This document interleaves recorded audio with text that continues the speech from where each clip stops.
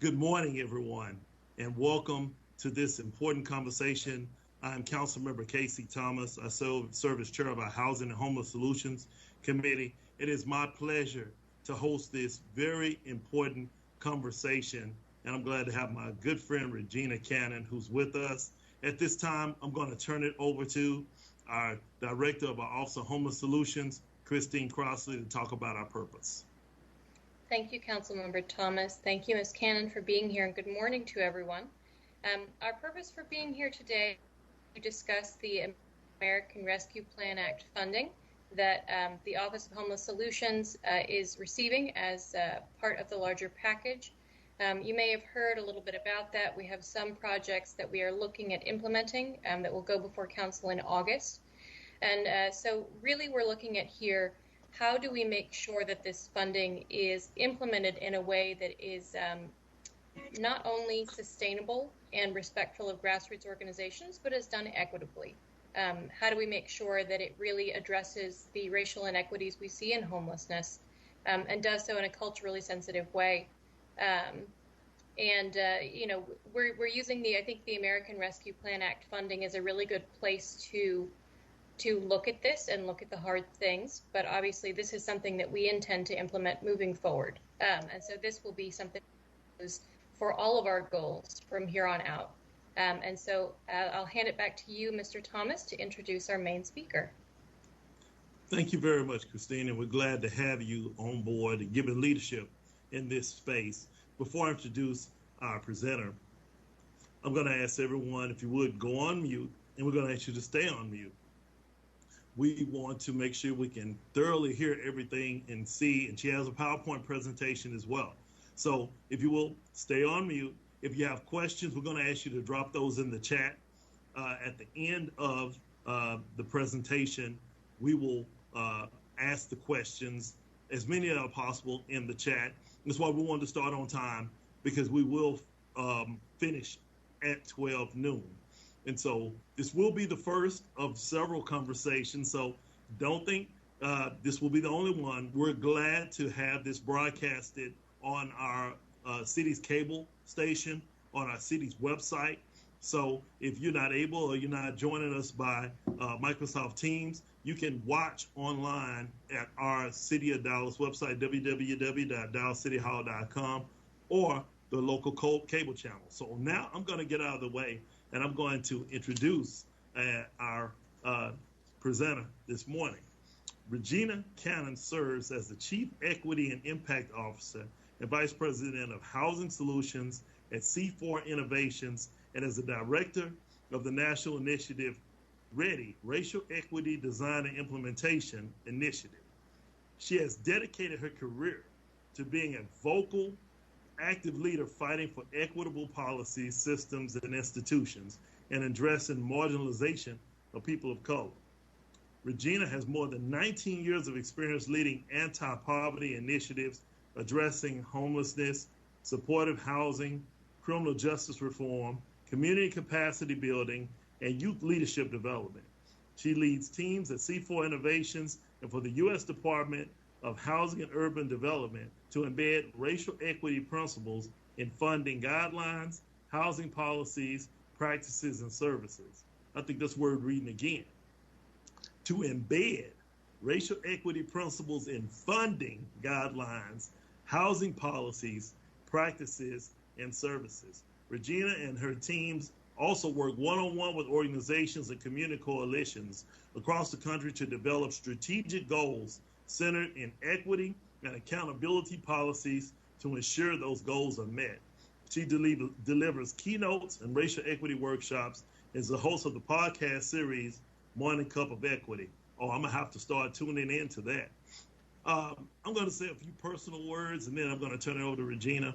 I remember Regina a few months ago, and we had a frank conversation from the very beginning about racial equity and homelessness in the country, and specifically in the city of Dallas. I serve as co-chair of the REAL Council, Racial Equity and Leadership Council for the National League of Cities. And so racial equity is important to me, it's important to her, and when she speaks, she embodies racial equity. And so it is my honor and pleasure To introduce to some and present to others, Regina Cannon. Oh my gosh, thank you so much, Councilmember Casey. I'm really delighted to be here with you all. Dallas was one of the original Spark communities, so what a pleasure to be back with you. So I just wanted to make a check to make sure everyone could hear me before I turn on my slides. Okay, I'm getting some nods. Let's go to it.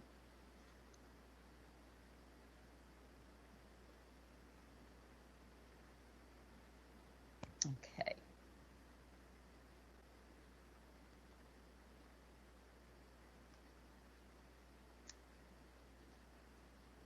So I want to start this off by talking about this moment.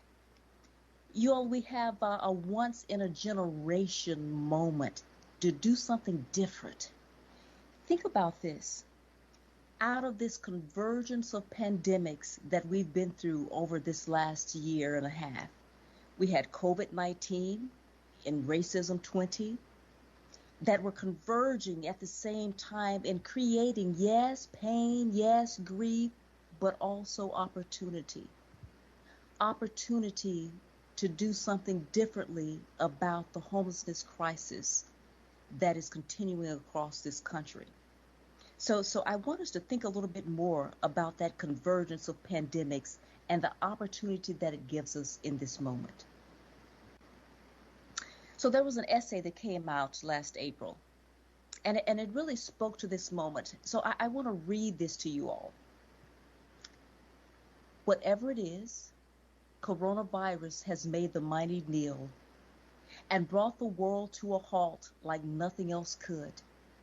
Our minds are still racing back and forth, longing for a return to normality, trying to stitch our future to our past and refusing to acknowledge the rupture. But the rupture exists.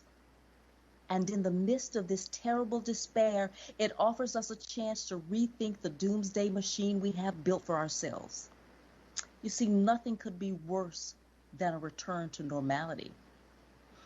Historically, pandemics have forced humans to break with the past and imagine their world anew. This one is no different. It is a portal, a gateway between one world and the next. So I want us to think about that. We have such an opportunity as we're coming out of coronavirus, as this nation is fully facing the racial inequities and the injustices that have happened over centuries that are now coming to a head and that will not be denied their justice. And so together we get to imagine a different kind of future. So if we want to build this new future for everyone and use this moment with this unprecedented funds and this awareness in communities around racial equity, we got a few things we need to do. We need to be explicit about racial equity goals and approaches. We need to understand who needs the services and housing.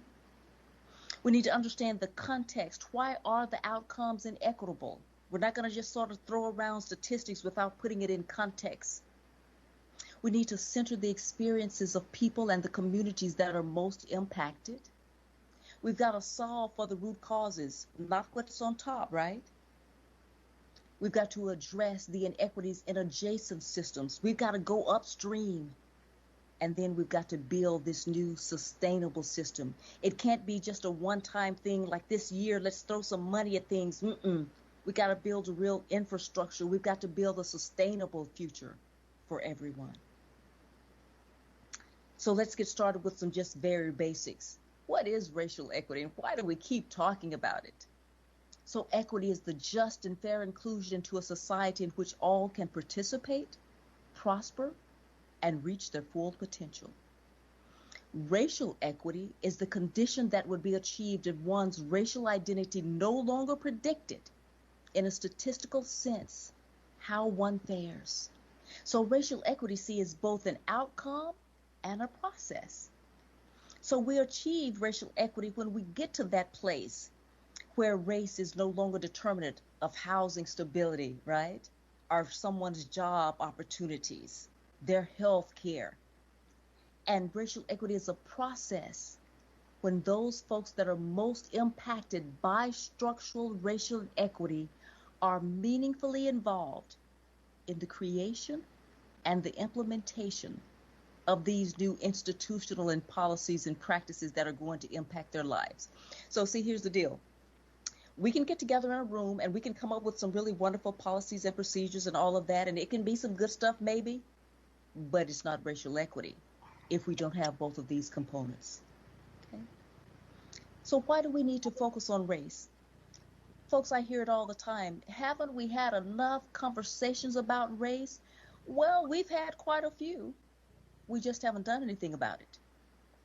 And so we've got to keep focusing on race because race is the predictor of health outcomes, social well-being, and economic well-being in the United States. So to end homelessness, to galvanize in this moment, to use this unprecedented funding, we must build systems with targeted strategies that are responsive to those that are most impacted by the issue, that those that have been discriminated, those that have had barriers in their way. Why do we need equity? I know everyone's thinking equality. We've got to have equality. Yes, we do. But the only way that we're going to get to equality is through equity.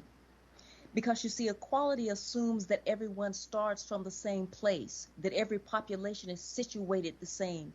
But we know that to not be true, right? Because of both historical and contemporary discrimination and racism, some populations are situated differently. Equity recognizes that. And it says we got to give folks what they need from where they start. It is the same thing within our community resources. Think of this. If you've got $1 million on the table, right? And the funder says you've got to split this up 2 ways. And you say, okay, well, equality says I've got to get $500,000 to this community, community A, and $500,000 to community B. But now community A is well resourced. The mean of what folks are making every day is sky high. They've got all of the resources they need in the community. They don't need that $500,000,000, right? But community B has been underinvested in, has been intentionally left behind, marginalized. So why would you give a community that already has so much the exact same thing? No. So you have to move toward equity and give the communities that are in the most need.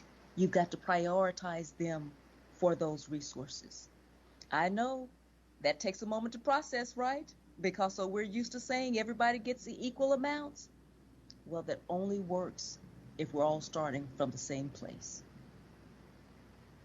And so how does this show out and show up? It shows up in the disproportionality of homelessness across this country. Take a look at this. White folks are about 73% of the population, 59-60% of deep poverty, but 48% of homelessness. Black folks, however, are about 12.5 to 13% of the general population, 23.5% of deep poverty, and yet over 40% of those experiencing homelessness. So see, folks, we have to focus on race. We have to focus on equity. Look at the city of Dallas. It's exactly the same. Even though there's such a smaller percentage of Black folks, of other nationalities, or other, ethnicities and races in Dallas, they're overrepresented within the homeless population. So the Black population in Dallas constitutes about 24% of the general population, but about 55% of those experiencing homelessness. And that number actually goes higher if you talk about single Black men. So that's why we focus on race and equity. So I want to share with you something that the Racial Equity Institute started to talk about some years ago. They call this the Groundwater Approach. And it gives us a great way of thinking about and putting homelessness into context. And so they said, well, think about this. If you were to walk out and look in your pond and you saw one fish that was floating upside down, this fish had died, you would think, oh my goodness, we'd better find out what happened to that fish, right? Okay, that's a good assumption. But say, for instance, we came back out the next morning and we looked in the pond, and about half of those fish had died. So we said, uh-oh, maybe it wasn't the fish. It was actually the water in the pond, so we better check that water out. Well, before we could call in folks to test it, we started looking at all of the ponds in the area, and half of all of the fish had died in those ponds. And we said, wait a minute, it's not the fish, it's not the water in the pond. Maybe it's the groundwater. Maybe it's the underlying structure. Maybe it's all of these systems that are being fed by this groundwater, which is sometimes discrimination, stereotypes, systemic racism. And so if we think about that in the context of homelessness, we have to understand something, that disproportionality happens upstream in all of these other systems. So we can't just focus on the homelessness system. Folks, we got to focus on every system. We got to focus on our law enforcement and public safety and first responders. We got to focus on our justice systems. We got to focus on the workforce and livable wages. We got to focus on education. We got to focus on healthcare, recovery support. Why? Because of the groundwater. You see, that discrimination, those stereotypes, those assumptions we make, those centuries worth of systemic racism, they have infiltrated all of our systems. And I'd like to say have converged to create a disproportionality of Black and brown folks that come into the homelessness system. So for us to use this unprecedented moment to actually end homelessness, folks, we got to go back upstream and go to every system. Because there are instructional inequities across those systems: behavioral health, child welfare, criminal justice system, our employment system, the environment, and of course, housing, that lack of access to safe and affordable housing. So let's put a little context on this. Why is context important? Because, see, I don't want anyone to walk away from this thinking that, oh my gosh, it's people are becoming homeless, or they're getting stuck in these different systems like child welfare and the criminal justice system because of just their decisions that they're making. There's some history behind this, folks. Let's put this thing in context. Let's use housing for an example. I'm going to go through this very briefly.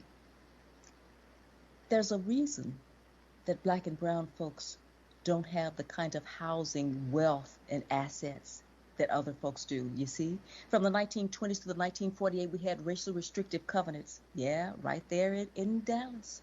Let me read one to you. It said, no persons of any race other than white race shall use or occupy any buildings or any lot, except that this covenant shall not prevent occupancy by domestic servants. Let me read that again. This was in the deeds, right? No persons of any race other than the white race shall use or occupy any buildings or any lot. We had FHA mortgage insurance, which institutionalized racism through the use of redlining and denying certain communities where there were Black and brown folks to get mortgages. We had those unenforceable restrictive covenants. So even though the Supreme Court said that it was not constitutional to have racially restricted covenants, folks got around that. They would just steer folks to different communities, right? And then we had the disparate impact of local land use regulations. Think about the zoning in your own neighborhood. That zoning is there for a reason. It was there to keep Black and brown folks out. And it has continued, and people don't question it any longer. And then 68 through the present, what I like to call are just garden variety housing discrimination. And so think about this. Black and brown folks are required to provide 24 to 48 hours more notice before viewing houses, steer to other communities with lower price homes, ask more questions about their qualifications, shown fewer homes and told about fewer listings, quoted higher loan rates and offered fewer discounts. and have higher eviction rates. So there's a reason, folks, that we got to focus on race and we got to focus on equity as we begin to think about how to use these funds to actually end homelessness. And see, we cannot focus on just the symptoms, not just on the things that we see on top, right?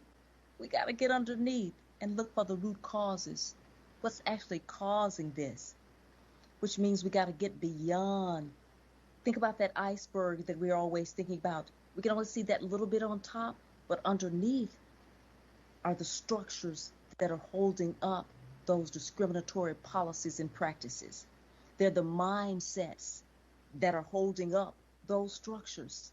So we got to go all the way down and work on all of these at once if we're really going to see transformative change. So let's walk through a few things that we need to do. One, we've got to name racial equity as a goal. We can't shy away from it.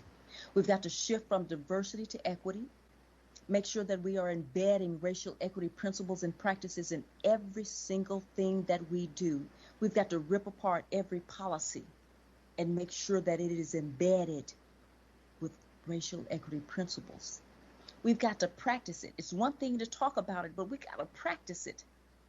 And then we've got to be held accountable for whether or not we do practice it. We've got to conduct racial equity gaps analysis across our systems.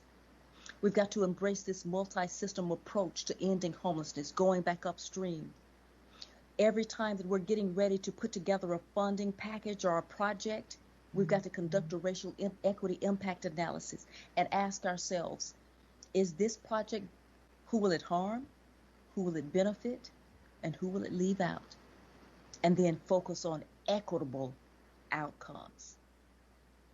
Second, as we continue to name racial equity as a goal, we've got to make sure that we have a racial equity data analysis and benchmarks in our strategic planning to end homelessness.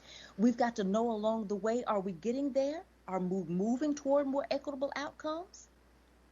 We've got to make sure that we're incorporating racial equity into our grant making and our contracting. And it is not just saying, grantees that we've always worked with, we'd like you to add in some check marks around racial equity. We got to start from the beginning. Who is it that's being invited to actually apply for the grant? Are they the usual suspects in town? Are we inviting in all of those community groups, those grassroots organizations who are out there doing the work, who've been doing it for years, but have never been able to get federal dollars? Here's an opportunity to bring more people to the table. And then we've got to set the expectation for anti-racist program delivery. Thirdly, we've got to align this funding to those racial equity goals, right? If we're going to set racial equity goals, then the funding has to follow. And so we need to make sure that we're working with the funders and decision makers to align with and match this federal funding that we have now. And so looking at our local level and our philanthropic communities, how are we going to align those funds from the federal government, from ARPA, so that they have more impact, so that they go longer? We've got to make sure that we're funding support services at the proportionate level to housing. We've got to create flexible and sustainable funding streams for those support services. We've got to ensure equity in funding across communities and providers. That's how some communities always get left out and underinvested in, because when we have these kind of opportunities, we leave them out. Let's not do this time. We got to move away from that old scarcity model and saying we got to prioritize some communities over some communities. Bring all the communities to the table and make sure that we're equitable in that funding. And then begin to investigate flexible subsidies that will mitigate the effects of network impoverishment. So think about this. If a person is experiencing homelessness or a family is experiencing homelessness and they are in a situation where they can't go to family or to friends because they're in the same situation. So how do we make sure that we're building up entire communities so that we don't continue to have that kind of network impoverishment? Number 4, commit to culturally appropriate support services. Folks, we got to address inequitable access and disparities in our quality of care. It's not just enough to make sure that some folks get some housing. It's how they actually go about getting it. If you're going to treat people all sorts of ways and in inhumane ways and disrespectfully, we got to make sure that we're providing culturally and linguistically appropriate support services. And then to make sure that people can sustain that housing, we've got to develop a workforce that fully reflects the communities that we're serving. We have to expand the role of community organizations and those most impacted. Leverage the existing community and grassroots organizations and create more opportunities for them to lead. Make sure that we're engaging with people with lived experience of housing insecurity, bringing them to the table. They know better than anyone what's needed to rebuild a different kind of system, a different kind of community that can sustain their housing. 6, expand the access to affordable housing. We got to increase that affordable housing inventory. So whether it's through buying hotels, doing any kind of repair work on whatever's existing, building new housing, we've got to address the transportation barriers. So if you're going to build outside of the city, right, or further out, you got to make sure folks have transportation. Address those connectivity barriers and remove barriers for just as involved people. And then, folks, we got to change the narrative. It's got to be housing and livable wage employment, housing and well-resourced communities, housing and access to high-quality education, housing and access to affordable housing, housing and quality child care, housing and reliable, widespread public transportation. And we've got to change the narrative around talking about housing stability as though it's in a silo. It is surrounded by neighborhood, by society, by systems, by institutions, and yes, structural racism. So we got to make sure that we don't think about housing stability in a silo. We got to change that narrative. And 9, we've got to build the infrastructure to support sustainability. We've got to support the collaboration across the systems and communities. Advocate for federal, state, and local policy change. Determine who's going to be responsible for regularly reviewing disaggregated data to identify and report racial disparities. Keep those folks that are in historically underrepresented community organizations and folks with lived experience engaged in this process. Consistently measure and refine the work. Don't be afraid to change, to course correct. And finally, make sure that we go upstream and address those inequities in those adjacent systems. Eviction prevention, education in terms of internet and broadband access, the economic and workforce development. How do we make sure that we're being inclusive and that folks have the jobs they need, livable wage jobs? How do we make sure that we're building an infrastructure around public transportation? How are we making sure that everyone has access to the kind of health care that they need? That we're working within the law enforcement and public safety building to address all of those inequities? That we're working within the criminal justice system to lower those sentence rates so that folks can re-engage with community? We got to go upstream, folks. Okay? And so today I just want you to think about that from a collective point of view, a few things. So 1, we've got to focus on race and racial equity. We've got to make sure that we're involving the folks that are most impacted, the communities and the people. We've got to make sure that we're not looking at housing stability in a silo, that we're looking at a system and adjacent systems.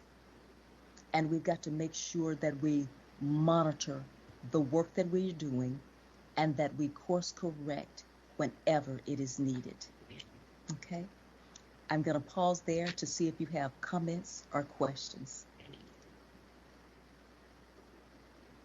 Regina, you never cease to amaze me. You just laid out a blueprint, an actual action plan that we here in the city of Dallas can pick up if we have the will, pick up and begin implementing immediately. Thank you so much. What I'm going to do is I'm going to start with a few questions that I have, and then I'll see if we have any others. And you left us plenty time for Q&A. The one word that comes to mind when I listen to you and when I look at your presentation is intentional. How important is it for cities, for homeless service providers, for private foundations who are supportive of this work to be intentional in addressing or making racial equity a focus? Oh, it is the key. If there is not full-on intention, it's not going to happen. This is not something that just organically happened. You have to sit down and be intentional about not only setting the goals, about racial equity goals, but you've got to put into place an accountability process that you hold each other accountable in a public way to ensure that the work gets done. Thank you for that. Can you give us some examples of cities that have made this commitment to racial equity as it relates to this work, specifically homelessness? You did say housing and several times. Give us some examples of some cities that are doing it right, and maybe some that you, as a consultant, have assisted from where they were to where they are now. For Dallas to move where we're looking to go, we've committed as a city through a resolution on racial equity that we will focus on racial equity in our budgeting, in our funding, in our policy and procedures. I think that's a good first step. But we've got work that has to follow that first step. And we need to look at other cities that are doing it and have done it right. Oh, gosh, yes. So first of all, let me say that no city has done it all right, but there are some bright spots. And so I'll start with my own city in Atlanta and the workforce development that has gone on there. Because we understand something. Even though you give a person 12 months of rental assistance, it's like, and what comes after that? And so to be intentional about workforce development, and here's what I mean. Unfortunately, so many folks who are experiencing homelessness have also encountered the criminal justice system. So you got a record. And so it's incredibly difficult to get those jobs. So you've got to have work specialists out there who are pushing against those barriers, who are working with business folks to say, give us a chance. Give us a chance. We will be your good housing keeping, keep a seal, a good housekeeping seal. We'll make sure that folks show up, that they're ready to work. But getting past that barrier, so we've started that kind of program here in Atlanta. It's the same thing in Chicago. They're focusing on single Black males and saying, how do we make sure that they are fully re-engaging in the community through both housing and through work? And they're having to break down those barriers. And let me be clear, it's not easy, because folks will immediately look at the record and say, oh my gosh. But what we want to do is to put it in context and say, well, wait a minute. You do know that a lot of these arrest records, that they were for nothing, right? Let me pull back. I won't say for nothing, but they were for misdemeanors. They were for quality of life, and they were in much higher numbers than their white counterparts. And so let's make sure that we don't continue that discrimination. If the folks have served their time, we must give them an opportunity to engage in gainful employment. And so they're doing that work in Chicago as well.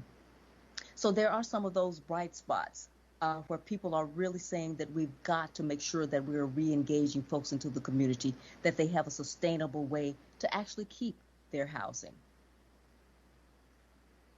Thank you. That's really important here. Matter of fact, we have a task force. Mayor has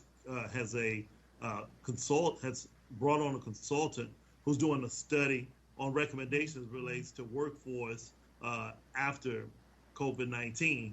And so we had our first in-person meeting yesterday, and several of the points that you made are things we talked about. I will definitely share with the consultant to look at what they're doing in Atlanta as well as Chicago. Me and several members of the city staff, economic development department, went to Chicago and recently, maybe a couple of years ago, right before COVID, and looked at their model. And I've seen about 3 or 4 across the country.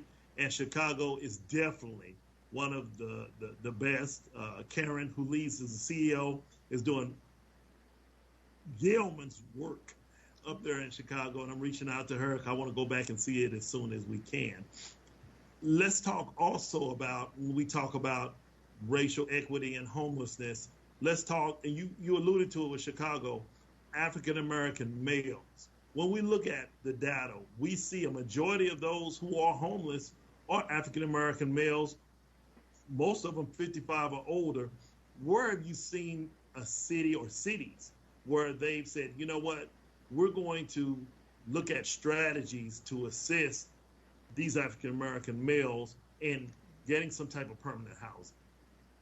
Oh gosh, yes. Across the South, there's some work going on in Memphis, also in the North, with New York, with folks that are older, that are coming off the street, making sure that NYCHA, their housing authorities, are saying that we're going to put aside all of those other requirements that we made up in the first place and let folks make sure that they have housing vouchers. But I want to address something underneath that, if you will allow me, Council Member. Sure. See, here's the thing. I think we need to examine why is it sometimes that we hesitate in putting forth the kind of resources and supports that are needed for single Black males. I think that we just have to be, we have to be honest with each other and say that sometimes there are stereotypes and assumptions and biases that sort of float in our minds, that implicit bias we'd like to say. And we think about that. In this society, unfortunately, there has been this association, with Black folks around, oh, well, they just are trying to get over on the system, or they're just not trying to work at all.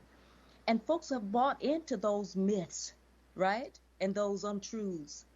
And so it comes out in the way that we treat single Black males when they come for support into the system. We don't treat them in the same way. So if we say that we want to end homelessness, folks, it got to start with those that are disproportionately represented. And in your city, like it is in many cities, it's single Black males. So we need to push aside all of those barriers that sometimes we carry in our minds about folks. So I just want to put that out there. Sometimes that's a barrier. Thank you for sharing that. That's important if we're going to be serious about addressing this challenge and the demographic that's most, as you said, most impacted. When we look at the data here in Dallas, is definitely those single African-American males. Let's talk about upstream. I think that's important. You mentioned that, and the groundwater analogy or theory, I think it's eye-opening because oftentimes we look at the symptom, but we don't look at the root cause. So talk more about that, if you would, how we can look upstream at addressing these challenges as it relates to homelessness from a racial equity point of view. Absolutely. So think about that in every single system. Black folks are overrepresented. So let's just walk through an example. Take the child welfare system and foster care. Black folks are more likely to be taken from their homes, and research has shown, in discriminatory practice, right? So now you're setting up a system where you have folks that have multiple placement after multiple placement, which we know is highly correlated with experiencing homelessness. And so you think about that. You got to pull the whole thread too. So it's not like folks just got up one morning and say, I aspire to be homeless. You've been part of a system that has been a discriminatory policies and practices that are leading to that. It is the same thing with the criminal justice system. We have research reports after research studies that have shown over and over that Black and brown folks are stopped more often, they're arrested more often, they have longer sentences for the exact same offense. And so then that means upstream, we got to do something right with the criminal justice system, with law enforcement. Otherwise, we continue to increase that disproportionality, because the connection is, if you are just as involved, you are going to have a tougher time getting a job, And so if you don't have a job, how are you going to have housing? And so you got to keep going back upstream. It is the same thing with education. If you don't, if you're in communities don't offer the kind of quality education or training programs that'll lead you to livable wage job, I don't know anybody that's just giving away housing. Again, so now we have that barrier. If you're in a place where you're not receiving the kind of health care, research has shown us who gets health care less often? Black and brown folks. So if I'm suffering with a chronic health condition and my hours are not steady, I'm going to be right on the cusp of being evicted all the time because I'm not going to be able to make those payments, right? Why is this? Because black and brown folks are overrepresented in hourly jobs and what we now call during COVID, essential jobs. Now, you know they weren't essential before, but now all of a sudden when we need the country to continue, when we need somebody to drop our grocery off because we don't want to go outside, right? All those essential things that we didn't have to do, but we didn't pay people. We didn't give them insurance. And so now if I get sick, I'm going to either have to take off, lose my hourly wage, and don't let my child get sick with asthma, which is disproportionately in black and brown communities, right? You see how we're setting this up? So if we don't go back upstream to make sure that people have livable wage jobs, have access to health care, we're setting them up. Like we are literally setting them up for eviction and homelessness. So that's why we got to go upstream. Thank you. That was very, very important point. As we're working on housing, we do need to look at housing and in terms of what are some of the root causes and how we as a city can partner with other organizations to address that. Let's talk about this. And me and you, in preparing for today's meeting, alluded to this a little bit. When we look at socioeconomic status, we see, especially in Dallas and Dallas County, we see similarities when they come to those who are African American and those who are Latino. But when we look at the homeless population, we see a larger percentage of those who are homeless who are African American than those who are Latino. Can you talk a little bit about that? Yeah, Councilman, we've been finding that across the country, and we believe, after having talked to different providers and Latino folks across the country, a couple of things: that they're not coming into organizations that have HMIS for fear because they're in mixed documented homes, and we're not offering the kind of supports that they need around language. We're not offering the kinds of things that they need around cultural appropriate services. And so they would prefer not to come into some of those mainstream organizations where we have an HMIS, where a homeless management information system, where we're pulling those numbers from. So we know for a fact that the numbers that are presented for the Latino, the Hispanic communities is very much an undercount. That's very enlightening, because when you look at the data, we see that there's, this difference when it comes to data. However, looking at the why and knowing the why, we can, guesstimate that maybe from a cultural standpoint, being willing to take in those who are coming from incarceration, or those who, are homeless relatives, taking them in, maybe in the Latino culture, they're more willing to do something of that nature from a familial standpoint. However, there are other things anecdotally that we do not know. And so having that information helps us with that. My next question is this. We know there is an attack on racial equity, and it's all been masked, especially here in Texas, as well as a few other states across the country, under this critical race theory concept. Knowing that critical race theory is not taught in public schools, it's taught in law school when you know the facts of it. With this attack on racial equity, how can those of us who've made a commitment to be intentional about addressing some of our systematic challenges from a racial equity standpoint, how can we deal with and combat this attack that's coming on anything related to racial equity? and focus on equity being masked, because that's what it is. It's being masked under this one concept of critical race theory. Oh my God, absolutely. And folks who couldn't even probably not only define critical race theory, can't even spell it, but are just sort of putting everything under there to try to stop. But no worries, because we will fight back. There's always a way. And so one of the things that we talk about a lot is helping communities to share how equity and racial equity is actually economically prudent. We talk about the fact that if we don't have folks that are fully housed in communities where they can thrive, working and being connected, that communities are missing out on hundreds of millions of dollars. Like, there are studies across the country that show that.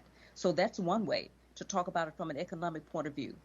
In terms of a framework, the way that we talk to people about it, we start here with targeted universalism. We say, if your community is committed to making sure that every single person has safe, affordable, quality housing in a community in which they can thrive, then how are we going to get there? Well, we need to actually look to see who's not meeting that, right? Who are the people in the community who are not meeting that safe, stable housing goal that we've put out? So let's take a look. So this population, maybe this community, that community. And so, oh my goodness, we've got folks that are experiencing homelessness. Okay, let's dig a little bit more deeply. Then we begin to disaggregate, because what we know is that because people are situated differently, we're going to need different strategies to make sure that they're all reaching that universal goal for everybody having safe, stable housing, right? But you start with a universal goal, and then you say who's not meeting that goal, and then you disaggregate them by different populations. And every population has a different strategy that they're going to use to make sure they reach that goal. And so racial equity strategies are going to be used, right, with folks that need racial equity strategies. And so, but that's how we talk about it from a targeted universalism. It's not that we only want the Black people to have housing. We want everybody in the city to have it. But what we understand is that it's going to take different strategies to get there. Thank you so much. I think that's helpful to so many of us who have made a commitment as advocates for racial equity. We have a number of people who are homeless service providers who are watching this. We have people serve on with me on the Dallas, the DAP board, who are watching us. We have a number of our clergy in the city that are watching us, and we have a diversity of individuals who are participating in this important conversation today. And so what I'm going to do now in the time that we have remaining, I'm going to go and I'm going to ask, I see a couple of questions that are here in the chat. This one says, some funders, organizations serving the needs of the homeless and the like, have verbalized a commitment to racial equity, to an inclusive orientation to serving others. And those assessing the implementation of such commitments look for color in respect to outcomes of a so-called focus on racial equity and inclusive thinking. Are there other markers we should be looking for which reflect the implementation of racial equity and inclusive paradigms? Ooh, don't get me started there. Yes. So there are a number of quantitative things that you need to be looking for around, housing stability, lesser returns to homelessness in terms of, once you have exited into permanent housing, how quickly you're going through the system to get there, in what neighborhoods are you going into? Are there neighborhoods who have lesser crime rates? Are there communities that have schools that are rated highly? So there are a number of those kind of outcomes, but we also need to focus on qualitative outcomes. We need to make sure that we're measuring the experience. Funders need to hold providers accountable, and providers need to hold funders accountable to the experience of going through a system. So what would be a qualitative outcome? If an individual and our family, they need to actually feel that they are a partner in their journey back to housing stability. Why is that important?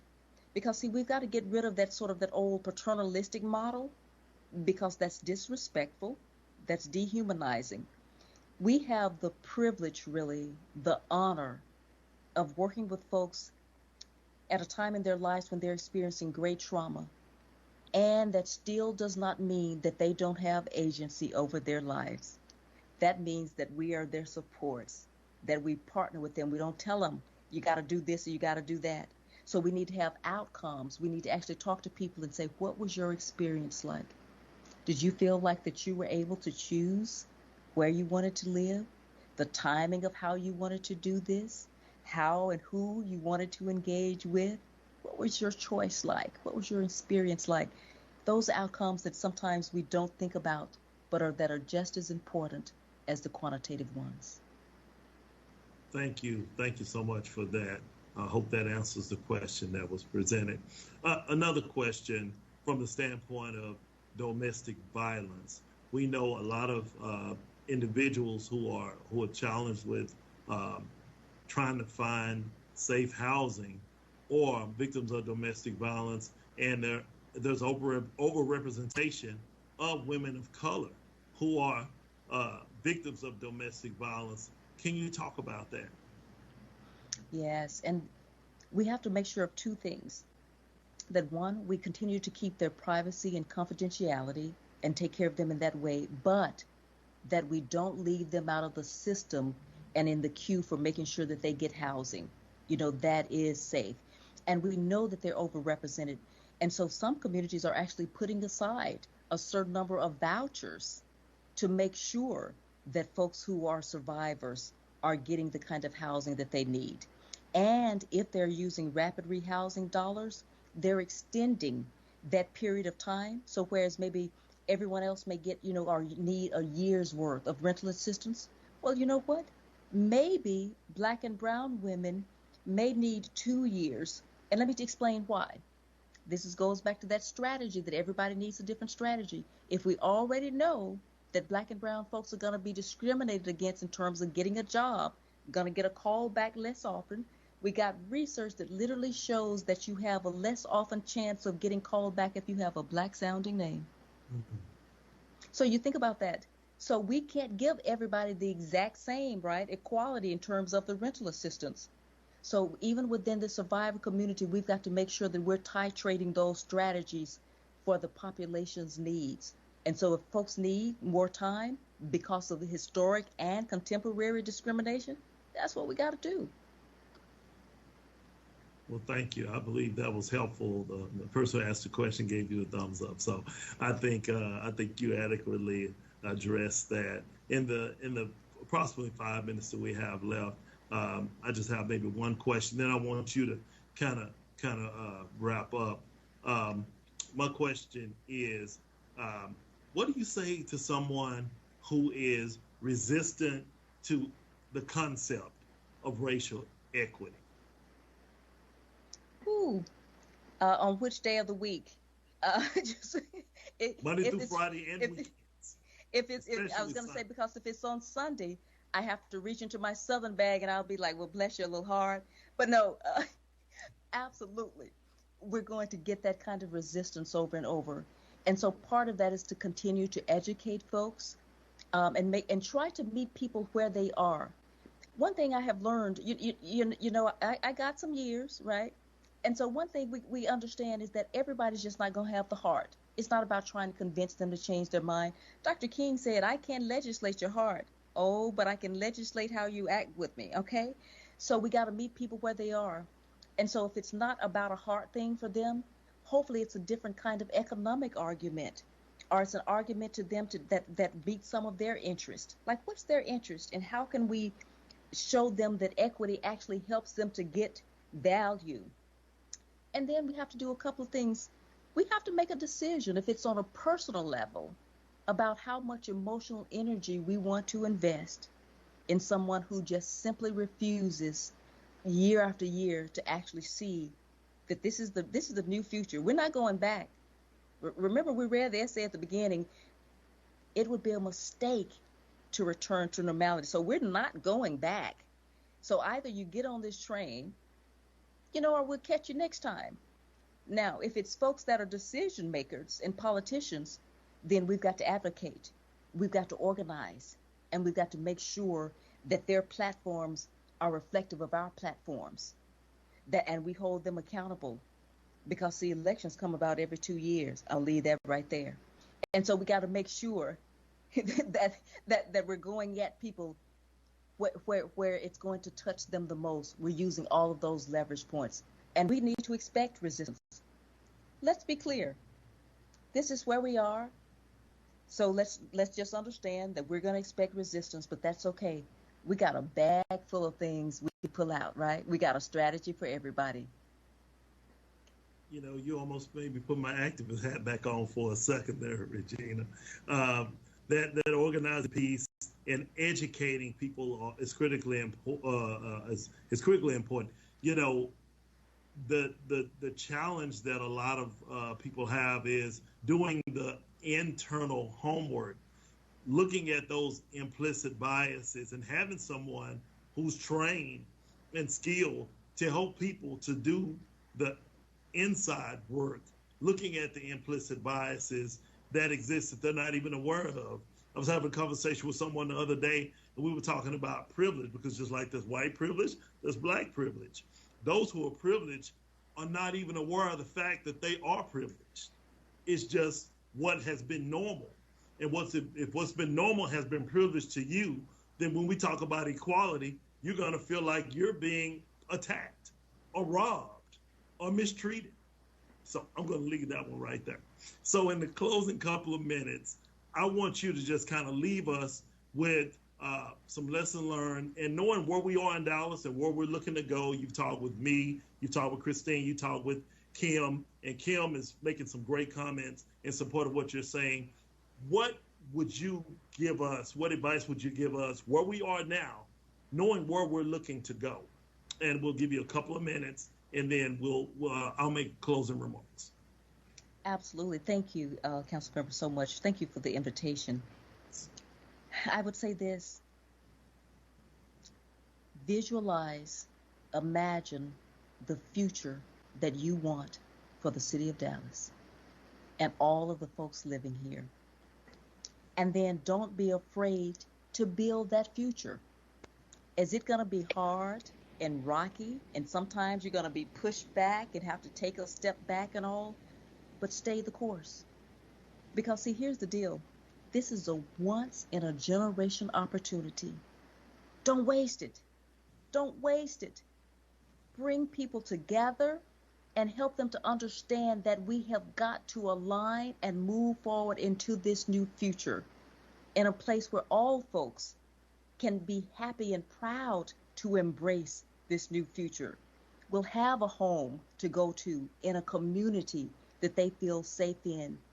So I guess my final words would be, it's going to be hard work, but I know the folks in Dallas. You're not new to hard work, right? And so stay the course. Stay the course. Do not back down. This is our chance. This is our moment. This is our movement. Well, thank you so much, Regina. I appreciate your time. Everyone who's viewing, I know you're on mute. Let's just give Regina a round of applause, because I think she deserves it. We appreciate your work. We appreciate your partnership. And for those who may be watching and those who were not able to, this will be recorded. It's being recorded, and it will be on the city's website. And so you'll be able to go back and see it over and over and over again. I can't wait to view it. I was just sharing with my assistant. Get in touch with the Public Information Office. Let's get that link up ASAP, as soon as we can, so we can get this out to so many people who were not able to join us today. So Christine, I say thank you for your leadership. Kim, I see you. Thank you for supporting this effort. Regina, thank you for just being you. You know, you are the GOAT of racial equity. You heard it here first. You are definitely the GOAT of racial equity, and I look forward to working with you over the next several years. Thank you, everyone, for tuning in. Have a great, great 4th of July. Be safe, and talk with you soon. Bye-bye.